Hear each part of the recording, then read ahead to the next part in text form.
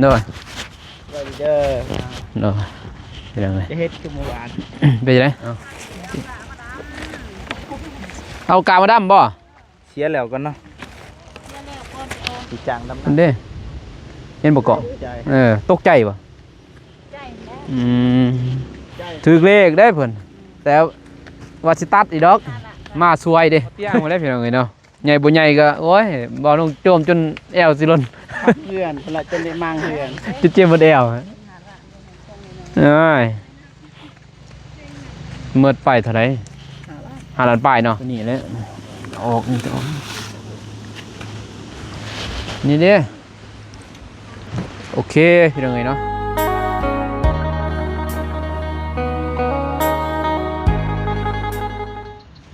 พี่น้องเอ้ย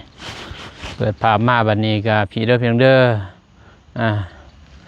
มา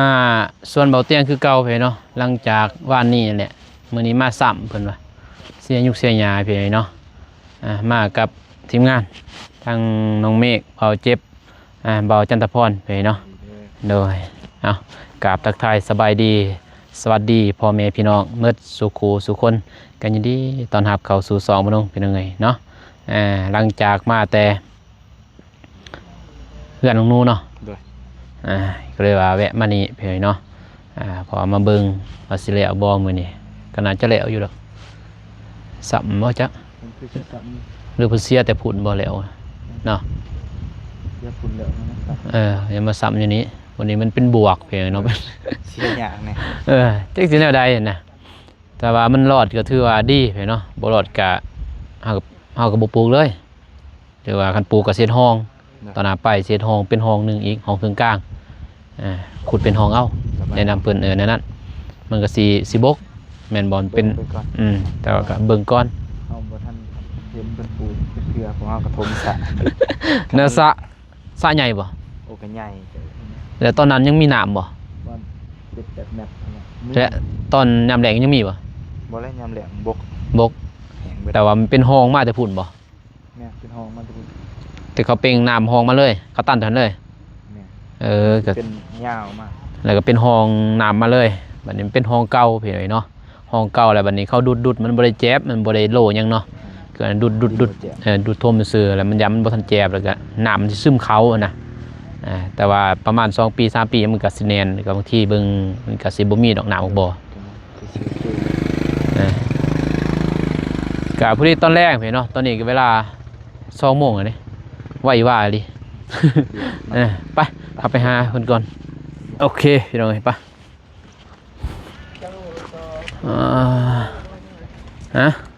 เอาสบายดีเป็นตะกองให้มื้อนี้แล้วโอเคขอบใจหลายเด้อไปเด้อเนาะเป็นยังไงจะเฮ็ดคือเมื่อวานเป็นยังไงฮะเปลี่ยนแปลงเด้อกินข้าวหิวข้าวเด้มื้อนี้แค่นี้กินข้าว11:00 นเป็นยังไงเนาะว่านนี้บ่ได้กินข้าวดิบ่ได้ตัวเด้แต่ว่าเขาถามว่ากินแล้วบ่กินแล้วกินแต่เช้าก็งามทิศนึงเอามันก็งามแล้วนี่จังได๋เสียแล้วนี่ก็ใส่ผู้อยู่เด้ใส่ผู้มื้ออื่นนั่นแหละจังได๋ใส่บ่มื้ออื่นใส่เลยบ่เนาะใส่เลยใส่เลยเนาะมันจังคักเดือน1เลยเด้15 วันน่ะเด้กลัวงวดนี่กลัวรอดทาเสียหยังเสียชีวิตตัวนี้บ่รอดเพราะว่าตัวซ้ำใหม่ก็มันตายเลยพี่น้องเนาะจังคนเห็นหน้าบ่สิได้ดำหน้าบ่ฮะสบายดีเด้อสบายดีตอนเที่ยงใกล้เที่ยงกินข้าวแล้วบ่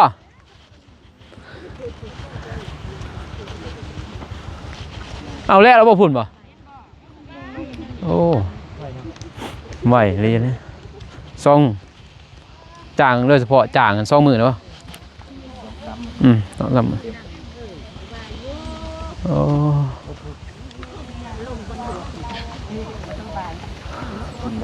เฮ็ดหน้าอะไรอยู่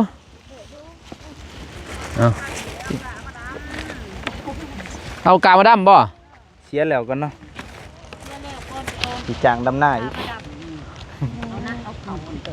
เอาเดี๋ยวจะมามือได้เลยขึ้นนี่ เอ้า โอ้โห พายมาส่ง นักเลงกัน หัวหน้า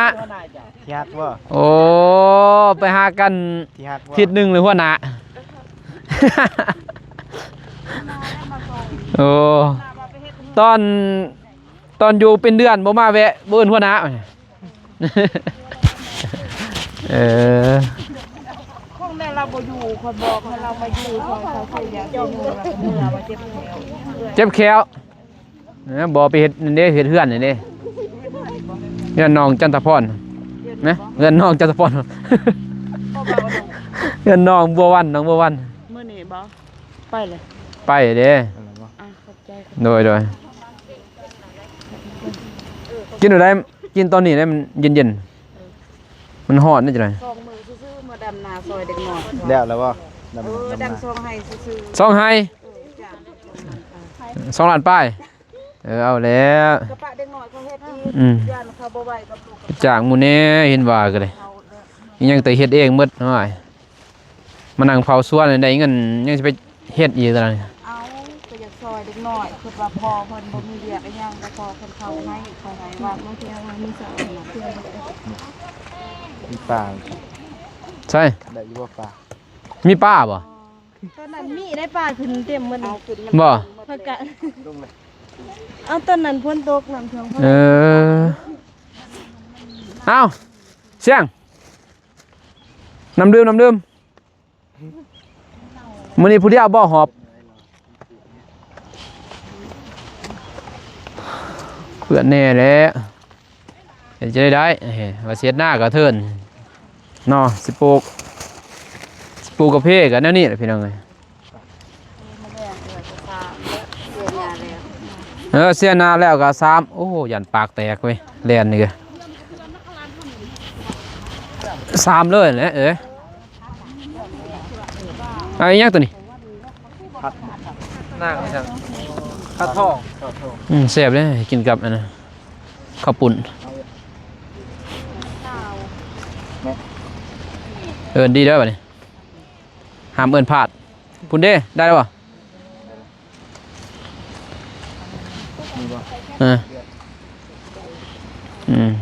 จะได้เอิ้นผิดขอโทษหลายบาดนี่เอ้ยขอโทษ เอาละ ขอโทษหลาย กันจันด้วยลูก ๆระวังบ่มีทากติหน่อยเนาะ น่าจะมีมั้ย มีบ่บ่ยันนี่แหละผู้หญิงผู้หญิงเขานั่งเท่านี้ ถามว่า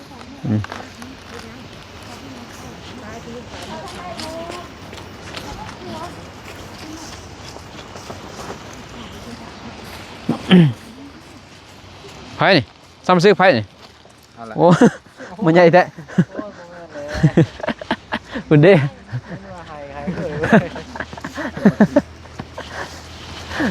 ก็สิให้เลยเนาะ คนสุดท้ายได้ยินคนไหนหาเด้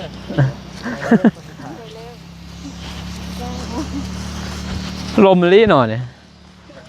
โอ้ ให้ได้หันตัวประกอบเลย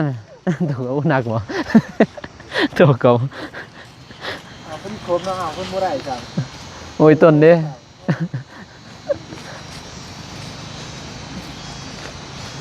โอ้ไปเอาจกซ้ายไปกับจิกเสียแล้วมีอยู่นี่เอาบ่ นี่ยังอยู่เด้อ นี่ให้บ่เจ็บนี่เจ็บตาพี่น้องเอ้ยบ่น้องเอ้ยมันเป็นแบบว่านนี่ก็ล่มเด้ล่มทางนึงก็บ่ได้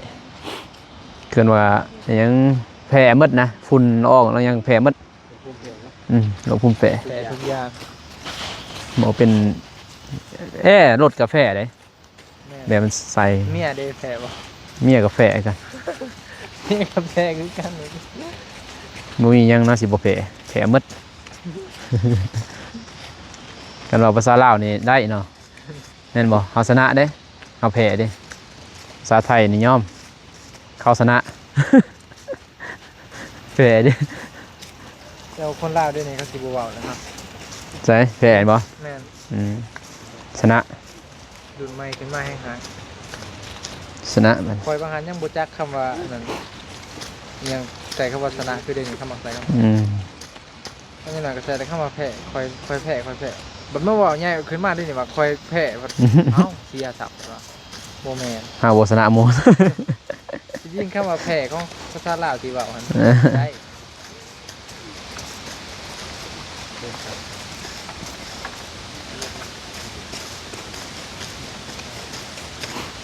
มันติดเนาะมันมีหน้าไหมนี่ติดกระจกโอ้ยหยอกมาอยู่เลยไปมื้อนี้น่าจะได้อายุมันตอนนั้นป้าเมียแดงบนหินน่ะ โอ้มันเห็น ฝนตกบ่ตอนเสาร์บ่ตกบ่อยู่นี่อ้าวเกิดกับบ่ตกเกิดมีแต่อยู่ท่าแต้งตกบ้าลมเลยเนาะ ดินทงนะ จะเบิ่งแต่น้ำหนักน้องเมฆย่างได้เสื้อได้เท่านี้เอานางนี่ฮุบ สับตัวบ่ ตัวนี้แหล้วเลิกพี่น้องเอ้ยเนาะความเลิกก็ประมาณ2 เมตรได้บ่เมตรหนึ่ง ตาย เมตรปลายเนาะบัดนี้เขาเจาะมาแต่พุ่นน้องเด้อแต่ว่ากวางพุ่นได้กวางเลย มันน้องใหญ่กว่าหมู่ เขาเอารถยกเอา บ้าก็ยังอยู่เด้ออยู่ไหนนี่ป่า ไม่ดองไว้กิน บ้าจำ เขา ปี ดองไว้กินเลี้ยงอันนั้น เมื่อยแล้วก็เราก็ออก ให้รถมาจกเพราะว่าจะเลี้ยงไอ้กุ้งเลี้ยงปลา ดีพอดอง ฮะ เสีย อ่า เนี่ยพอเฒ่าเพิ่น เหนื่อยเพิ่นมือได้ว่างๆหมดแล้วสิไปแบะไปย่ำเพิ่นก็ทุกข์เพิ่นว่าพี่น้อง อืมกินไม่ได้เอาเรา เฮาก็ทุกข์คือกันน้อยเจ็บเนาะ ทุกยาก ทุกข์บ่มีเงินใส่ ทุกง่ายทุก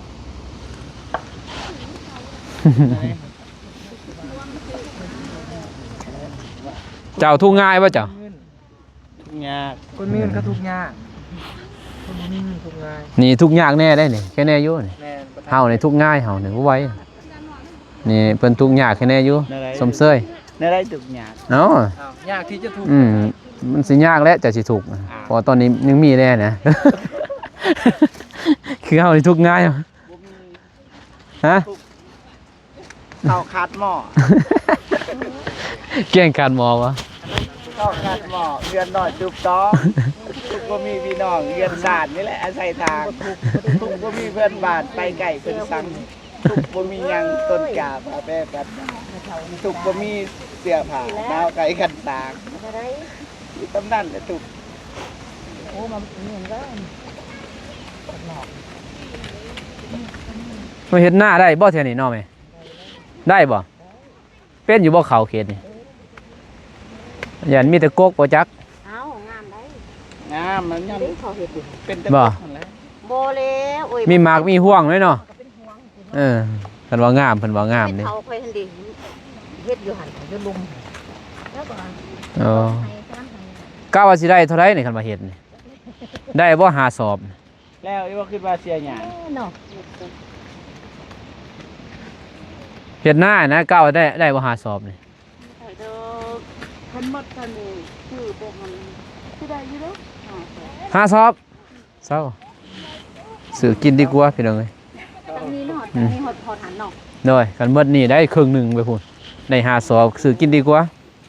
เขาไปทางกันมากี่ใดกวนก็มีเขา แล้วจางหมูก็หมดไปเลยเด้ เอากากระไรเนาะ วันหนึ่งสาหาคนไปได้จังแล้วได้สำนี่วันหนึ่ง170,000เนาะหาคนก็แล้วหมดไปแล้ว6-7 แสนเลยซื้อกินซื้อยาก ซื้อน้ำมันมาไทยอีกคิงลูบีแตกอีกเซตบาท โหได้ยังเลย ตายนะตาย จัก ดำประจักวานกาประจักเกี่ยวประจัก แต่ก็ได้อยู่ประมาณ20 สอบนี่เนาะน้องเม สั ฆ กเฮ็ดคือแบบเขาให้ ได้เพิ่นเว้าโพดเพิ่นเว้า เนาะ 5 สอบ เนาะไม่ดองเนาะสักเฮ็ดเขาให้เนาะสักเอาเนาะ เอาบ่ทนยาอีกเข้า โอ้ มาเด้อเพิ่นน่ะ ยมันจะว่าสำนี่จะบ่ทนวะ จ้างบ่ได้ไหมเอ้ยทนอยู่ดอกจ้างนี่แต่ว่าโอ้ยบ่คุ้มค่าดิคันว่าจ้าง อ้าว ซื้อเขาซะ บ่จ้างใครจะมาเสียซั่น งานแหละ บ่ได้หญ้าหันหญ้าเข้ากลางได้นี่ขนาด มันทีเนาะโอ้ยบ่ไหวดอก เลยเขาก็เฮ็ดทางห้างเอาเฮ็ดเป็นแท้ หญ้า คือแบบ บ่ได้เกี่ยหญ้า เฮ็ดเป็นแท้คือแบบถึงเขา ปล่อยน้ำออกแล้วแห้ง อืม น่ะเข้าที่หน้าแล้วเอาเข้าหน้า เนาะ หญ้ามันเกิ โอ้ย ด เป็นแท้คือบ่ดีเขาก็ฉีดยาเอา อืมแล้วแต่ท่านผู้ สองหันนี้ดอก โอ้หมกแตงนั่นคือสินโลกขนาดเนาะแต่ว่าน้ำขึ้นมันก็ขึ้นน้ำเพียงเนาะฝนตกนี่ก็เต็มเลยอ่างเลยเด้ หรือว่าถ้าว่าปีหน้ายังเป็นอีกแบบนี้ขุดห้องแล้วห้องระบายออกไปเนาะ เออสิบ่ตายสิบ่หนาวบ่เบื่อ บ่ตายเพราะว่ามันอยู่บ่ดนเลย แม่นี่หันบ่ตายเด้อมันเสนา มีน้ำก็บ่ตายเด้โดยกาแฟตัวนี้มันทนเด้ มีน้ำนอกขึ้นห้องเขาอยู่ ทนอยู่ เหมือนบ่เห็นบ่เอ้ยนั่นเด้กาแฟเวียดเขายังฮด อยู่อะไรทางเขาบ้านบ่เจ็บนำไหลผ่าน เออ งามเนาะ บ่ว่าแล้วนั่นเขาหดเลยเด้ของนี่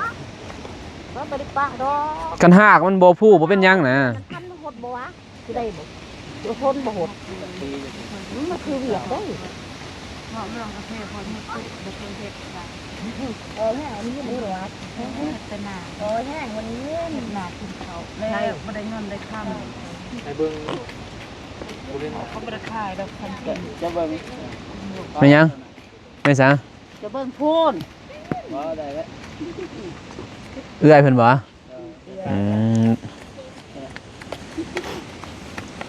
ถ้วยอายุบ่ เราสิตัวกันอยู่อะไร อันเบิ้งแบบภาพร่วมเลยถ้าจะบอกกันนี่แหละ บ่อายุตามเจ้าคิดเราอายุเท่าไหร่เอา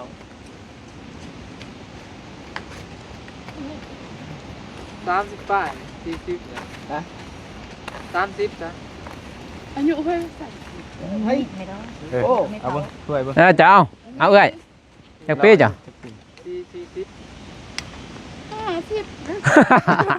เจ้าได้ จะถ้วยดีล่ะ ได้จัด เจ้า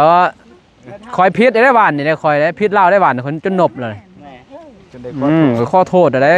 แม่ เจ้าต้องขอโทษได้จ้ะ จะตอบดีๆได้บ่จันบ่ก็ได้จะเปล่าแม่จะเปล่าบ่จันช่วงกันก็ได้ ช่วงอายุเนาะ ไปพูดสัมพันธ์ได้สัก40 เป็นยังจะถึง จะให้คนทั่วไปซะจ้ะ จะเดา ก็ซ้ำนั้นนี่บ่จันว่าซ้ำนั้นอะไรวะ ข้าวดาวเฮาเบิ่งภาพร่วม แต่ว่าเฮา ได้เบิ่งว่านี่ก็ประมาณนั้นนี่ประมาณนั้น แต่ว่าแนวซ้ำไม่อายนี่แต่เราเฮ็ดเวียกหนักนะ ก็เป็นน้องเด้น้องอายุ30 เราเฮ็ดเวียกหนักเราเฮ็ดเวียกแต่น้อยเราบัดนี้เราสร้างครอบครัวกับแต่น้อยนี่มันผู้หญิงมันสิแพ้ได้บัดนี้เลยเฮ็ดให้เฮาผิวพรรณเฮามันเฮาบ่ได้ตกได้แต่งอะไรว่าแท้ อายุแล้ว อืม แล้วคุณก็ได้อายุ 34 34 ปี เดือนเราโน่ปีนึง เป็นอันนั้นบ่จักไอ้น้อง หืม มัน กรรมพันธุ์ คนก็เป็นแบบลูกแก่นะ กรรมพันธุ์เนาะเป็นกรรมพันธุ์ก็มีได้อายุ2 ปีก็ยังเกิดมากับยังยัง เห็นหลายเลย ก็มีเด้ในนั้น เห็นอยู่ มันเป็นโรคกรรมพันธุ์แต่อายุเฮาน้อย น้องยูพาอันนี้ก็ยังเขาเลย เนาะ จนได้ไปศัลยกรรมเอาได้ ขอโทษครับ มีรถบ่บ่ได้หลอกดอก เดินมาแตงมาเตาอยากกินก็หาเอาอย่างนี้ หมดแล้วเอ้ย นี่บ่ โอ้ยป่านนี่กินหมดน่ะ มาคายย่างกับมาเตา มะเขือก็หมดเด้อว่านนี่เก็บ คนกันเจ้าบ่ได้กิน ว่านนี่แล้วบ่ค่อยเก็บหมดนะมัน จะต้องมากของบ้านเด้อ บ่ หมดแล้วว่านนี่จังได้ผู้สาวหนูโอ้ถึกเลขบ่ฮะสบายดีพี่น้องเพิ่นแน่พุ่นเพิ่นเด้เห็นบ่เกาะ ใจ ตกใจบ่ ใจแล้ว อืม ใจ ถึกเลขได้เพิ่นแต่ว่าสิตัดอีดอกมาสวยเด้ อย่าให้ใครเอาเป็นแบบอย่างเราหันเมื่อบางทีหลักเมื่อ หลักเมื่อไปหับเงินเลขแม่นบอกไปยินเขาบอก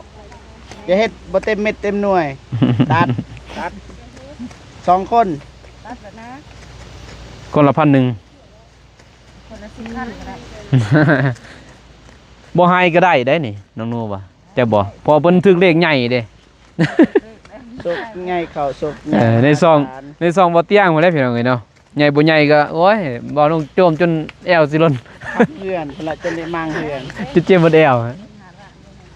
เอ้ยเมิดไปเท่าไหร่5ล้านป้ายเนาะ 5ล้าน7 อืม5ล้าน7 5ล้าน8นี่แหละแม่นบ่หนูแม่นน้อยเด้โศกใหญ่เลย สุกไงเขา น้องเมฆซื้อเลขก็พอดีถือปั๊บ สุกล้นทับ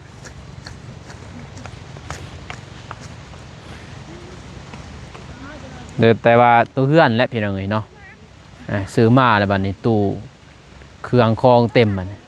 จักสิไว้บนใดบัดบ่เฮือนน้อยเด้เฮือนเพิ่นจะซื้อตู้น้อยมันบ่มีแต่เฮ็ดเองนั่นแหละเลื่อย นู่นๆเนาะก็มันตู้น้อยอันนี้มันเป็นตู้ใหญ่เด้มันต้องเฮือนนั่นแหละมันน้อยบัดนี้ เราเสียใจว่าเขาซื้อตัวใหญ่ เรื่องเสียใจบ่เสียดอกบ่ติเครื่องเราติจนเต็มบ่ยัดใส่กระทงใหญ่สนั่นยังบ่พอดอกแต่ว่าเฮือนสิซื้อแม่นบ่เอาบ่ไหวบ่สิถ้วย ถ้วยหันว่าลายได้บ่15ใบเนาะ สิมาใบก็สิไว้นํกันเลยบ่กับเครื่อง กันลุมเลย บ่ เปิดตู้ใส่ถ้วยบ่มีหน่อยๆบ่ตัวน้อยๆกระทัด มันมีแต่ว่าอยู่นี่บ่มีเด้อยู่เมืองเฮาต้องสั่งหั่นน่ะสั่งให้เขาเฮ็ดโดยเฉพาะแต่มันก็ด้นแน่แหละนี่แท้เฮ็ดเองหั่นแหละตอกเอาใส่เล็กตะปอกตะปูนู่นเนาะนี่แหละเว้ยคืนนี้นอนก็ฟันดีบอกเลขก็ถูกซ้ํเพียงบ่ให้ซื้อเลขมาแต่ย่อยออกเลขหนึงเลขยังออกฮะ หนักบิน มังกรบ่ออกเลขมังกร ก้อนบิน แต่ว่าหันยังได้เซยเนาะหนังนูกับว่าหอยแม่งยังวะรถบ่ถ้าซื้อรถก็ได้เพียงเนาะเงินอันนี้บ่ได้ดอกมันถึง30,000เด้นี่มันถึงอยู่20,000บ่ได้แต่ว่าซื้อรถก็30,000แหละรถจักรซื้อรถจักรจะได้อีกดอกแต่หนังนูความฝันเพิ่นถ้าถึงเลขอ่ะ10 ล้านได้ดีตู้เพิ่นว่าตู้สักนี่นะพี่เนาะสักเครื่องนี่บ่ไหวแล้วเพิ่นลูก2 คน3 คน 4 คนนั่นนี่ เรียกไปงานเนี่ยมาสั่น กับน้องซะด้อยโจมหมดแล้วแหละฮะเปียกข่อยเอาสิเอาโจมยังหลายหลวงเทื่อน้อยจะน้อยโจมพุ่นเด้พุ่นใส่สุดเลยไอ้เสียงเพิ่นโจมป้าอย่างแหละไอ้เสียงเพิ่นเฮ็ดตอนนั้นไอ้เสียงเพิ่นเฮ็ดเอาบนน้ำเราใส่เสื้อกันพ้นเด้บนน้ำมันป้าเล่าวป้าเสียงเพิ่น วิ่งออกเลยเด้อพี่น้องเด้อนี่ออกเลยเด้อ เนื้อมันใหญ่ก็ทอดตัวใหญ่ พอดออกรถผม พอเด้อ จีกเอาทอดไปดอกเว้ยงาหักซะ ต่อทุ่งบ่ ปลาทุ่งนั่นแหล้วกันเด้กันจะรอได้เพียงไง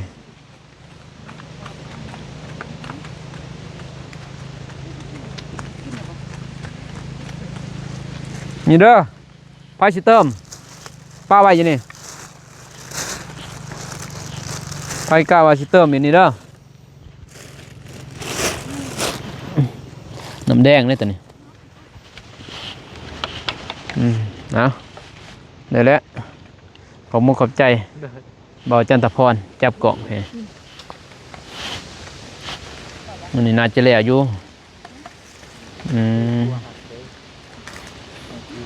จีเก้าเลยแต่ว่านี่มันก็ออกหมดลายเติบแล้วมีไอ้แดงเห็นมันดังแป๊ดแป๊ดแป๊ดแป๊ดแป๊ดปุ่นน่ะคือว่าแม่งยังคือว่าพี่หลอกมันว่าจะตายกระทงปิ้วกระทง ก็เลี้ยวออกว่ะ เหมือนมันดังเด้แป๊ดแป๊ดแป๊ดแป๊ดแป๊ดแป๊ดแป๊ด ใส่ปุ๋ยมือเอาออกน้ำเลยจะคน1 2 3 4 5 6 7 8 9 10 11 12 13 14 15 16คนมื้อนี้เนาะ16 17 18คนเด็กน้อย19 21 22คนยืนเบิ่ง4คน5คนเด็กน้อย6คนยืนเบิ่งเนาะแต่บ้านน้องตะกี้ก็เสียคือกันเป็นลูกเสาไห้เสาสวนนี่แหละมื้อเสาเสียทียังดอกได้ยังมันบ่ได้เน่าเลยเอ่ยจะคือมันเน่ามันบ่ได้เน่าเลยโอ้ยมันมีน้ำให้มันยืนมันจะว่าสิเน่าฮะหญ้านี่นะเพิ่นว่าป้าอยู่น้ำมันสิเน่าคันอยู่น้ำแท้ๆก็เน่าอยู่กลางน้ำอันนี้มันกระเทินเด้สิท่วงก็บ่ท่วมสิบกก็บ่บกเน่าบ่ก็เน่ากับป้าเบิ่งลอง เตือนก็ยันคือเก่าลองบ่ กะเน่าหั่นแหละบ่เน่าก็สุดเอื้อยเฮ็ดแล้วนะกะยามันแหละ จุลินทรีย์เนาะแล้วแต่เอื้อยเพิ่นว่าแล้วแต่เสียงเราบ่ได้เด้อ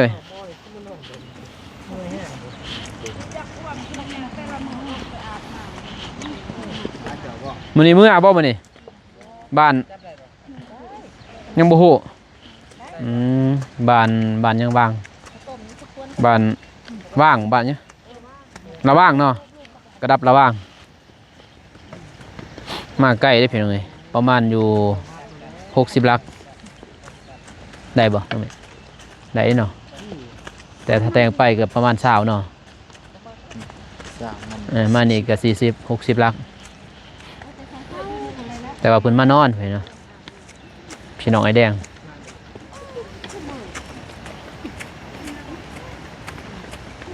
พยัญคำอยู่นี่แหละกระเบิงพอดีคำเลยอย่างนี้เนาะมันยากเลยยากนำแบบนี้แหละดินขี้ต้มเกิน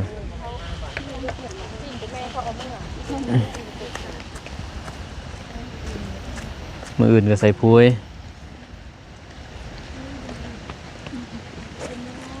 ถ้าว่าบ่มีกกไม้กกตอกเบิ่งก็แนมบ่เห็นดอกเพียงไงต้องก็ไปไก่อะไรสิเห็นแต่ว่ามี3 งา 4 งาเด้ป่งแตกแนงบัดแต่เบิ่งอยู่เฮือนน้องนูนโอ้สะอ่อนงาบนคางห้องน้ำไปไก่ห้องน้ำแฮงงามพุ่นดีเลยของนูใส่ปุ๋ย ว่าแต่ไผดอกไปถ้าได้ไปเฮาใส่กันถ้าได้เข้าไปหัน ปุ๋ยนางนูนแห้ง เจ็บท้องเจ็บซ่าเขาก็เข้ากันแล้วเนาะน้องเมฆตะกี้นะตอนบ่มีห้องน้ำเดี๋ยวนี้ห้องน้ำก็บ่เป็นหยังโอ้ ตัดอันนั้นแบบนั้นบ่ได้ทำลาย แต่ว่ามันบางน้องก็บ่จักสิว่าย่านมันตายจักเนาะอยู่น้ำเลยนี่ ตัดเลย ตัดใส่ก็จิกเลยติ ตัดป้ายบ่บ่แล้วตัดอันนั้นแหละตัวใหญ่มันออกก็ได้นี่เอา ได้อยู่อันนั้น นี่คือจังซี่ได้ ตัวนี้ยังน้อย 3 กุกขนาดนี้เนาะขุดห้องน้องเมฆ สิบกบ่จักพอบนนี้มันลุบ ขุด ฉีดยาบ่นี่บ่ติน้ำท่วมติโอ้พี่น้องพุ่นหน่อไม้ซ้ำสิกินเฮ็ดสมมันเนาะน้องแม่สมหน่อไม้โอ้คักเอ้ย นอนี่แต่ว่าใหญ่สำคัญ นัวนี่แหละ เบิ่งเงิน ตัวแบกนะบ่นี่มันบ่ทันใหญ่ตอน ก่อนหน่อย ก่อน้อยลำน้อย มันคืออยู่เพื่อนลำสัน พิการบ่ครับอันนั้นต่อกัน มันคือซื้อข่อยแบกแล้วเขาทำสื่อได้ ทีนี้ อยู่ตลาดดาวเฮืองตั้งใจที่จะเอาไปฝากเขาแหละแต่เขาทำสื่อเลย ขายเลย บ่ขาย จะราคายเลย กระทามสื่อดอกมันบ่มีเด้อยู่ปากเซ่มันมีกับพี่อยู่นอกพี่กัน20,000ก็พอซื้ออยู่หวน เขาไปหายนอกเลยได้อยู่ตลาดดาวเฮืองแล้วขายแดง น้องนัดบ่เนี่ย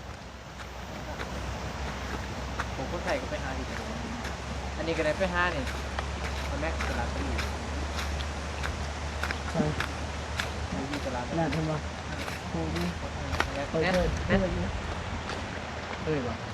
ขุดห้องสิบกเนาะเจ็บขุดเจ็บนี่ขุดห้องควัดเลยมัน เอาเพื่อนเบิ่งมาก่อน ไป ติอันนั้นเจ้า บ่นะมือก็ได้นะมันนั่นนี่ เดินเพื่อนมาก่อนนอนเซยอยู่ บ่ ดำสีดำมือ ไปเอาแบกไป ก่อนนี่ เสือกันยาว มันลงเหรอเด้ โอ้ยมันลงบ่ไหลมันบ่ไหวมันบ่ไหวไอ้ควัดมาให้มันไหวกว่านี้นี่ให้มันลงไหวกว่านี้บางทีมีป้าบ่จักอย่าง อย่าพาเด้อจะไปปลานี่เด้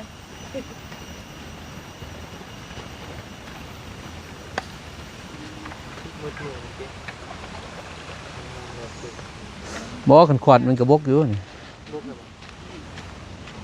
แต่มัน มีลูกชาย บนนี่ติมันนั่นติเป็นห้องพายบนนี่ สาว เป็นหยัง ไปเตะบ้าน มีลูกสาวบอกลูกสาวมีลูกชายบอกลูกชาย บ่เขาเตะได้เงินบ่เห็นบ่โรนัลโดเพิ่นเตะยังมันได้เงินเขายังบ่เป็นหยังนะ เตะคือเล่าห้าวจริงกันได้กับบ่รวยนะพวกมีระเบียบที่เขา ใส่ซอกใส่หยังเลยบ่ ระเบียบกับตัวเองนะ แต่ตอนลงเตะตอนนั้นโอดีได้ตอนไหนลงตอนนั้นกับบ่อเตียงยังอยู่บ้านบ่าวเจ็บก็ดีอยู่เตะแบบ แม่น เป็นสังสรรค์เด้บ่เฮาบ่ได้แข่งหยังนะเพราะว่าเขาเตะแข่งเอาเงินเฮานี่นะเฮาก็เอาเงินเฮาเองนั่นแหละบ่ได้เอาเงินหยัง แต่ว่าเขาเตะแข่งเอาเงินเฮาเองเงินบ่าวเตียงแต่ก็ กดขึ้นทางขาเอ้ยมือน้ำมันสิเป็นห้อง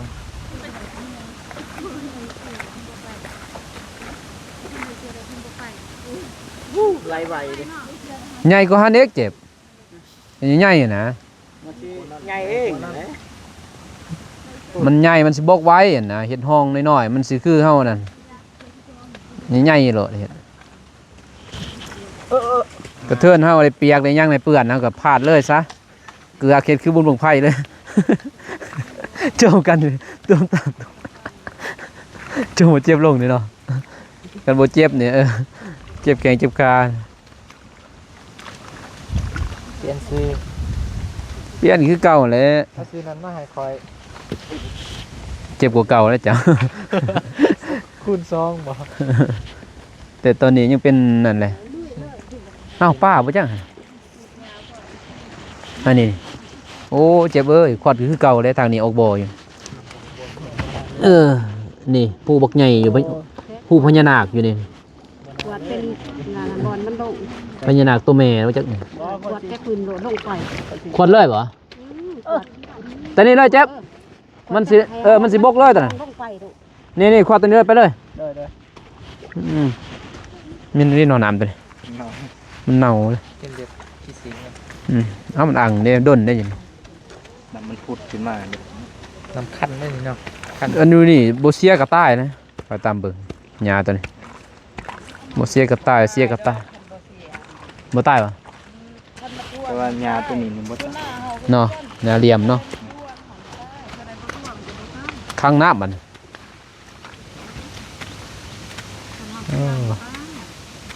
เอาเด้อม ไปลงไป ฮั่นพิจารณาออกแล้ว นั่นน่ะขึ้นมาแล้ว เจ็บนั่นจะไปกวนเพิ่นได้เห็นบ่อยู่ปากถ้ำเพิ่น ทวีคูณแน่นอนมันขึ้นเนาะพญานาคมันขี่ เชื่อบ่เดินนาทางเชื่อว่าพญานาคมีจริง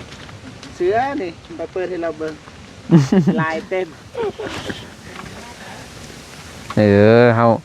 บ่เชื่อก็บ่ลบหลู่เพิ่นบ่ลบหลู่สิทธิของเพิ่นนะเว้ย เสือและจังหวะเสือเอายังไงเบิ่ง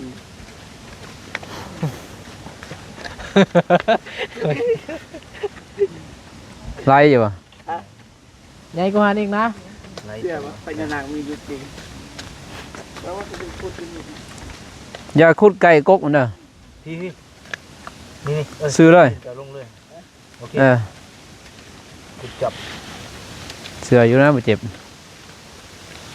บ่คนเฮ็ดแท้ทำจริงอันนี้ถือกระจกใหญ่เนาะมาเนาะขอดมาเลย ไป กินได้เด้อ วางระเบิดนะ บ่มีตีแทน เส้นฟ้ามันอยู่ได้หมดเสียวอยู่นะระแวง บ่ติเลยระเบิดเนี่ยมันพี่พูดขึ้นพูดลงเนี่ยมันท่อนไทยเนาะ มันมี5ล้ออันนั้น5กระโคด บ่สุกแล้วมื้อนี้ แล้วมันจะมีตัวซุกคือ บ่มี กระบะเจ็บมันบ่แดด ฝนตกฝนตก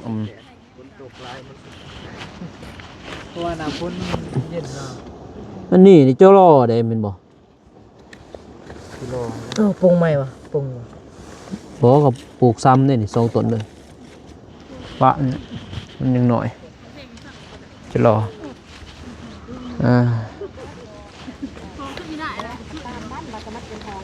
เจ้าดุดได้โยดุดน่ะ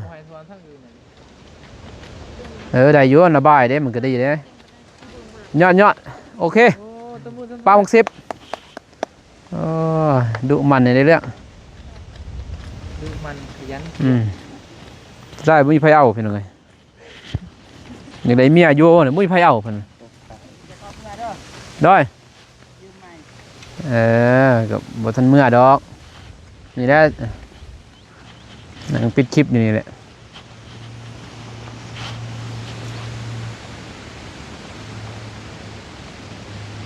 แต่ว่าลมมานี่สินั่นแน่เพิ่นเนาะตัวนี้แหละออกนี่ออกนี่เด้โอเคพี่น้องเอ้ยเนาะเราต้องก็สิปิดคลิปก่อนให้ทีมงานอัปเดตต่อพี่น้องเอ้ยเนาะเพราะว่ามื้อนี้น่าจะบ่แล้วก็ยังนิดนึงแหละพี่เนาะเพราะว่ายังดอนขี้หินซื่อๆนะหยัง2ดอนมีแต่ขี้หินซื่อ3ดอนบ่โอ้บ่แล้วดอกกันนั่นน่ะ แต่ว่าให้มันเลื่อนหน่อยที่สุดเลยนะเนี่ยไอ้แดงมันอยู่ปล่อยเสียไป กันนั่นน่ะมีแต่ไปเฮ็ดตัวนี้ก่อนป้าตัวหินตัวนั้นให้เมียแดงจัดการอันตัวนี้มันสิยากแน่เราสิหอบเด้ มีเวียงเฮ็ดเนาะ หน่อยโอ้ก็ได้อยู่เบิดดอกเหรอ ยังร้ายอยู่เวลา ยังลายบ่ ร้ายอยู่ ลาย ชั่วโมง โอ้แล้วอีกแล้วแต่มันสิมาสาแต่ตัวนี้ซื่อนะกันตัวนี้ตัวพูนมันไวเด้พอเสียสิไวแน่ยังไงเนาะโอเคเพื่อนเนาะคลิปนี้มันก็สิจบคลิปเพียงนี้ก่อนเด้อเพื่อนเด้อเนาะมีแต่เราติดตามเบิ่งตามชมในคลิปต่อไปเพื่อนเนาะในทีมงานเนี่ยทางบ่าวเจ็บทางบ่าวจันทพรวันนี้เพื่อนเนาะมา4คน4สหายเพื่อนเนาะมาเบิ่งนี่แหละส่วนเบาเตียงเพิ่นเพื่อนเนาะแล้วก็ซื้ออีหยังตู้ให้น้องเนาะน้องนูเพิ่นนั่นแหละก็เลยมามอบให้แล้วก็เข้ามานี่เลยมื้ออื่นก็บางทีก็สิได้เข้ามาเนาะบางทีก็ยังบ่ฮู้มื้ออื่นจังว่ากันใหม่เพื่อนเนาะมื้ออื่นถ้าได้มาก็มาใส่ผู้นี่แหละมันแล้วเพื่อนเนาะคลิปนี้มันก็สิยาวเกินไปเพื่อนเนาะ อ่ะอยู่ดีมีแห้งหมดสู่ครูสุกคนเด้อเพียงเด้อเนาะพอๆกันใหม่คลิปหน้าคลิปนี้ขอกล่าวคำว่าสบายดีไปบ๊ายบาย